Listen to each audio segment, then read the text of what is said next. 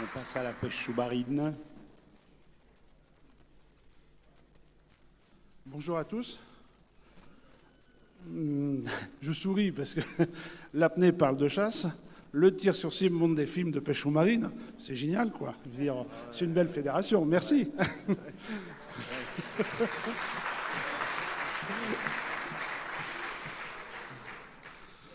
Voilà, donc pour commencer, ouais.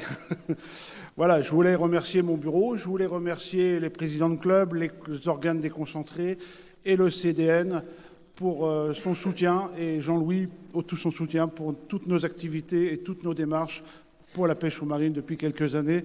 Et ça, c'est vrai qu'on se sent bien à la fédération grâce à ça, quoi. Voilà.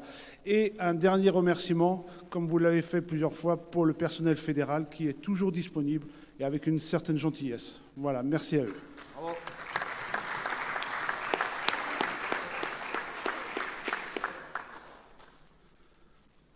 Voilà, donc les formations, puisque c'est notre créneau maintenant, on fait beaucoup de formations. Ça monte petit à petit.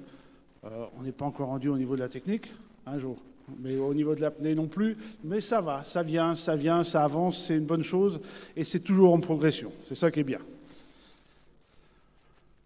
Donc on forme les pratiquants, on forme les cadres, on organise des stages, de nombreux stages, des stages un peu partout sur toute la France, où vous venez apprendre la pêche sous-marine en toute sécurité et avec l'éthique. Un poisson pêché, c'est un poisson partagé entre les copains et mangé ensemble.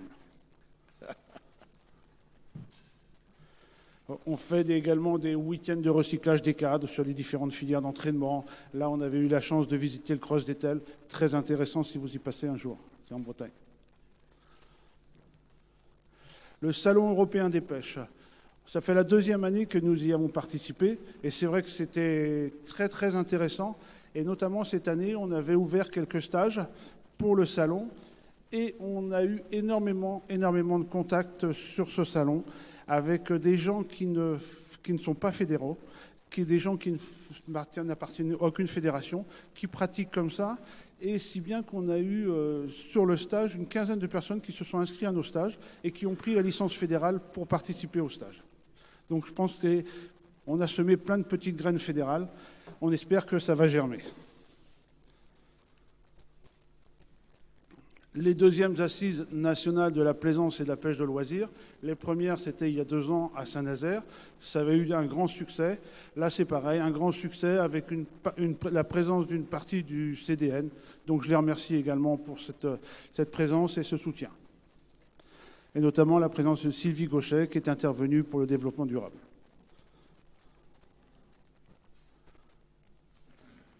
Ouais. Une première, on fait la transversalité également, nous, puisqu'on travaille, là j'avais organisé un colloque de pêche sous-marine au niveau du Grand Ouest, chez moi en Bretagne, et j'avais invité l'entraîneur de l'équipe de France d'apnée pour qu'il nous parle justement des filières d'entraînement, des entraînements spécifiques à la pêche sous-marine, comment les organiser et comment les mettre en place.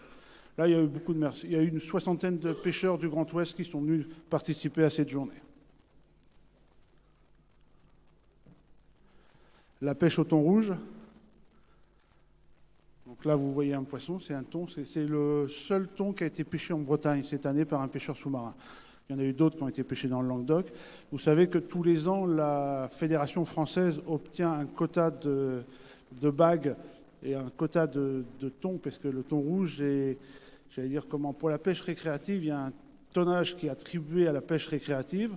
Les fédérations des pêches en mer ont 98%, et 2% de ce tonnage est attribué à la pêche sous-marine, et sous l'intermédiaire de bagues.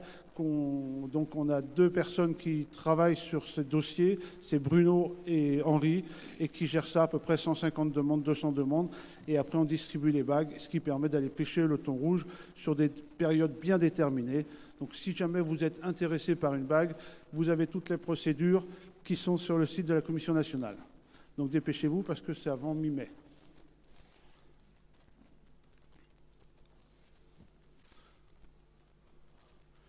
Le bar. Le loup en Méditerranée, le bar chez nous.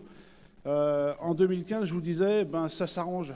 Il y a des mesures de protection qui sont mises en place, intelligentes. C'était bien. C'était 3 bars par jour, c'était la maille à 42 pour tout le monde, une interdiction de pêche sur les frayères. Ça partait d'un bon sentiment. On disait, tiens, ça, ils mettent des bonnes choses en place. En 2016, je me suis dit, on s'est fait avoir. L'État n'ayant pas joué le jeu de l'Union européenne a pris des décisions drastiques en interdisant, naturellement pour les professionnels, certains professionnels, la pêche au bar sur les frayères. Par contre, en autorisant les ligneurs à continuer à pêcher. Et par contre, pour la pêche récréative, on est passé à 1 bar par jour et par pêcheur du 1er juillet au 31 décembre. C'est-à-dire qu'avant, c'est strictement interdit. Donc voilà. C'est dommage. Je pense que c'est une décision qui va amener à un désistement ou un report de pêche. C'est-à-dire qu'il y a beaucoup de pêcheurs récréatifs qui pêchaient le bar, qui vont reporter leur pression de pêche sur d'autres poissons. Et je pense que écologiquement, ce n'est pas une bonne chose. Voilà. Mais bon, après, il y a la Confédération des activités subaquatiques qui se met en place. Peut-être qu'ils vont appuyer ce dossier-là. Il est en cours. Il est en cours. C'est un des premiers dossiers qui va être Voilà. traité. Merci.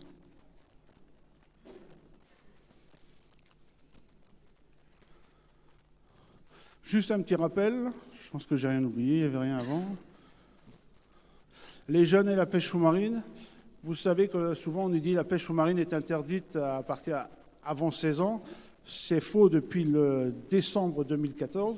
Vous pouvez pratiquer la pêche sous-marine avant 16 ans, mais sans arbalète. Sans arbalète, à condition de pouvoir justifier de son identité et d'avoir surtout une assurance responsabilité civile ou la licence fédérale. Voilà, donc pour les oursinades, pour les araignées, les enfants, les jeunes peuvent aller pêcher, quoi. Je vous remercie de votre attention et puis bonne fin d'AG. Y